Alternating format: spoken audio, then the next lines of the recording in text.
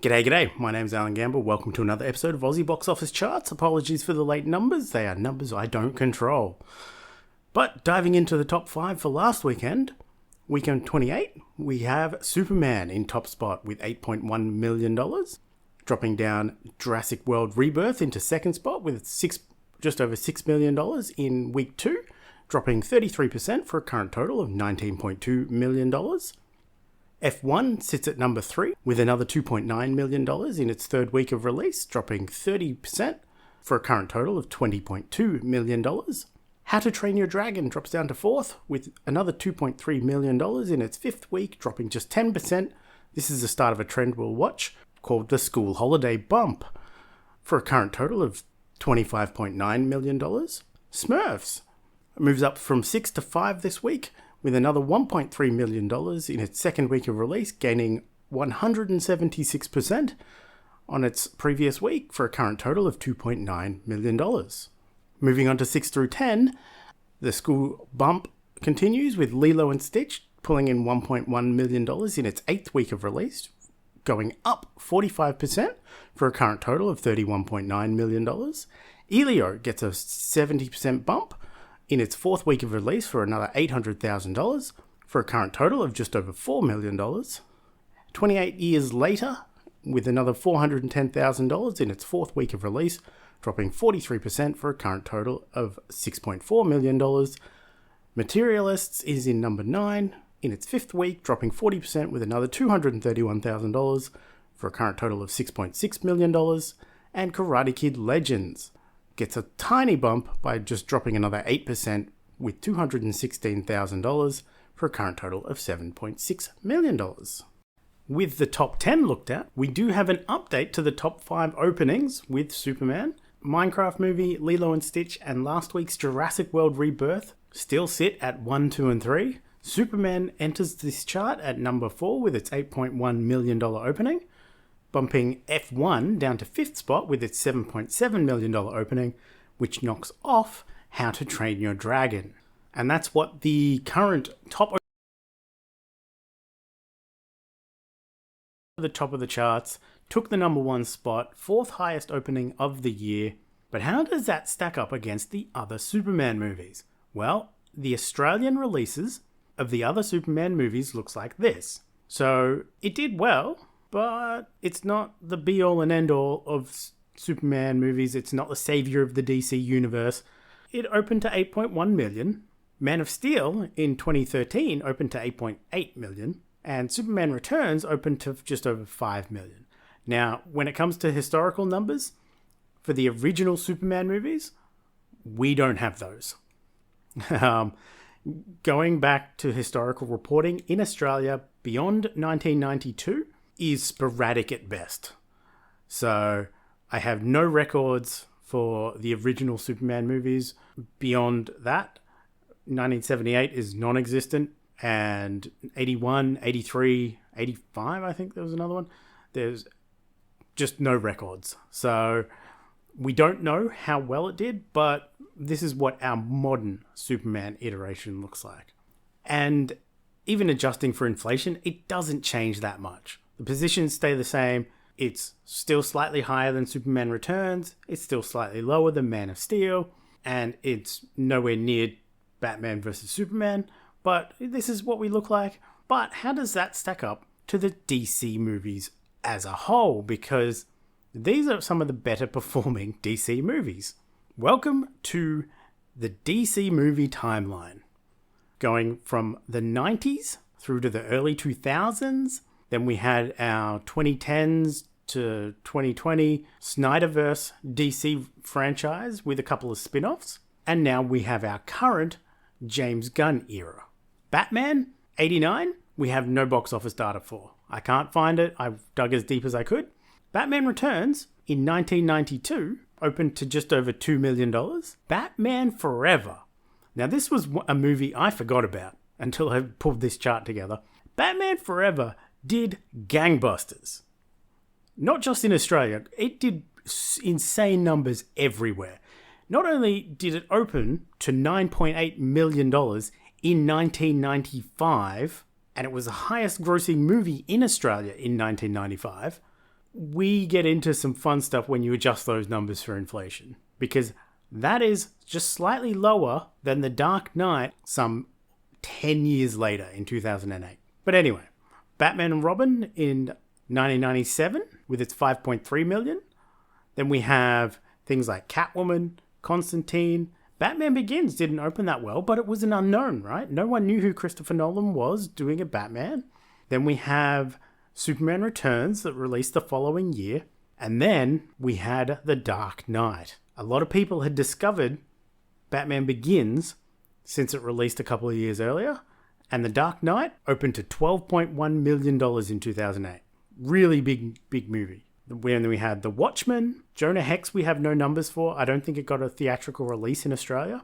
We have Green Lantern, which I still liked, but it's not a good movie. The Dark Knight Rises in 2012 opened to $15 million, which is huge. Then we have Man of Steel and Dawn of Justice. Suicide Squad opening to $13.9 million. So unadjusted for inflation, Suicide Squad is the second highest DC movie opening in Australia. I hate that because that is a terrible movie. We have Wonder Woman and Justice League and Aquaman. See, they were all tricking pretty well until the second phase of the Snyderverse, where we had Shazam, which I liked, but it didn't perform well. We had Joker, which did well. Then we had 2020, and 2020 changed everything. Birds of Prey came out before the pandemic. Wonder Woman 84 opened Christmas in 2020. The Suicide Squad, which was a terrible idea. I love that movie, but making Suicide Squad and The Suicide Squad, people were confused. They're like, I've already seen Suicide Squad. We have The Batman in 2022 that opened really well at $11.5 million. We have Black Adam that did change the DC EU moving forward. Then we have Shazam and The Flash and Blue Beetle and Aquaman 2 and Joker 2. So all of those numbers are not great.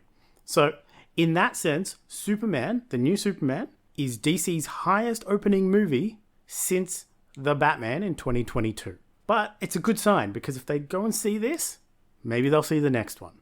But let's stack these up. Here's how highest grossing opening weekends, not total gross, opening weekends, we have The Dark Knight, Suicide Squad, Dawn of Justice, The Dark Knight, The Batman, Aquaman, Batman Forever. Look at where that is, unadjusted for inflation. And that was 1995. Then we have Joker, Man of Steel, and now Superman. So it opened slightly higher than Justice League, which is good. But let's adjust these numbers for inflation. There we go. Opening weekends adjusted for inflation. Superman, $8.1 million. So Justice League moves up. So it's down there, but it's not dangerously low. But look at Batman Forever. Adjusted for inflation, opening to $21.1 million. That was a wild movie. That was everywhere. Toys everywhere. If you can remember 1995, you probably remember something Batman Forever in there. Whether it's the Macca's toys, their glasses. There was so much merchandise for that movie. But this is how DC movies look in our current state. So it'll be handy to keep this one, so when more DC movies come out, we know exactly where they line up. Taking an updated look at the current 2025 top 10, a Minecraft movie in Lilo and Stitch, Nove Movement with 1 and 2 at $56.2 and $31.9 million. How to Train Your Dragon shimmies up with $25.3 million, knocking Mission Impossible The Final Reckoning down to 4th with $23.4 million. F1 the movie moves up to number 5 with $20.2 million. And hot on its heels, the new entry, Jurassic World Rebirth with $19.2 million. This is obviously dropping down Paddington in Peru with its $17.7 million, Bridget Jones' Mad About the Boy with $16.5 million, Thunderbolts with its $13.9 million, and Captain America with its $13.8 million. And all of that is knocking out Sinners, arguably one of the better movies of the year that deserves to be on this chart. But that's it. That's the top 10 as it stands so far. And it's time to take a look at what's upcoming this week. 17th of July, theatrically wide release. The only one is I Know What You Did Last Summer. Sounds familiar. The latest of the horror reboots for a creatively bankrupt studio of Hollywood. This one's written and directed by Jennifer Caitlin Robinson, who directed Do Revenge, which I liked, but also wrote Thor Love and Thunder, which was some really bad writing. So, which way it's going to go? Who knows? This one is starring Chase Sue Wonders, Madeline Klein, and Jonah Hauer King. From memory, this is the movie that canned someone for saying genocide is bad, so I hope it fails utterly. And I'm not going to engage with it at all. It's not my jam. It's a horror reboot of another movie that I'm done. Moving along to limited releases, we also have A Cool Fish 2, a Chinese sequel to the 2018 comedy. We have Sayara, a Hindi language romantic drama out of India about two musically involved people. We have Friendship, a late release for Australia, but we did finally get it. A cringe comedy from Andrew DeYoung, starring Tim Robinson, Paul Rudd, and Kate Mara. And we also have Malice, a Chinese mystery about a woman investigating a puzzling double fall. Nothing really wants to compete with Superman if Superman was massive. So we'll see. We've got Fantastic Four coming up the following week. Over on streaming, new series, we have Untamed, a mini-series on Netflix on the 17th of July. A new mini-series from creator M.L. Smith, the creator of American Primeval, starring Eric Bana and Sam Neill, about a park ranger investigating a brutal death in his park. Double Aussie team up there. In returning series, on the 17th of July, we have Star Trek Strange New Worlds returns for its third season. I've really been enjoying it so far, so I'll probably tune into this one. And also returning for its third season is The Summer I Turned Pretty over on Amazon Prime on the 16th of July.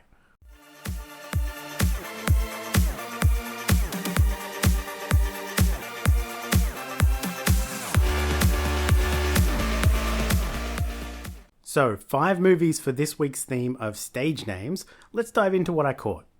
First up was a rewatch of 2010's The Social Network from David Fincher, written by Aaron Sorkin, and starring Jesse Eisenberg, Andrew Garfield, Justin Timberlake, and for challenge eligibility, Armand Douglas Hammer, aka Armie Hammer.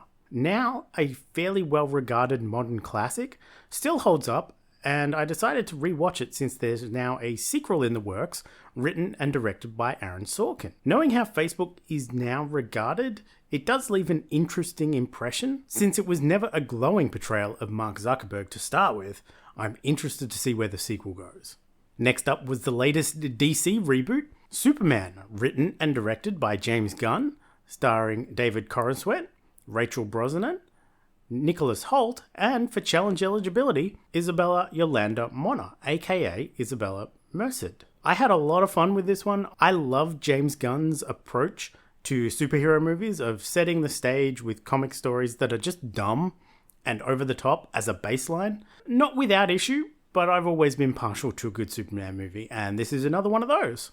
Next was another rewatch, due to an upcoming sequel, 2010's Tron Legacy, directed by Top Gun Maverick and F1 director Joseph Kosinski, starring Garrett Hedlund, Jeff Bridges, and for challenge eligibility, Olivia Jane Cockburn, aka Olivia Wilde. For me, this is one of those movies I love, but I'd never call it a good movie. The visuals and the style is great, and the soundtrack is one of the best around, but oh boy, has the 2010 CGI de-aged Jeff Bridges held up horribly.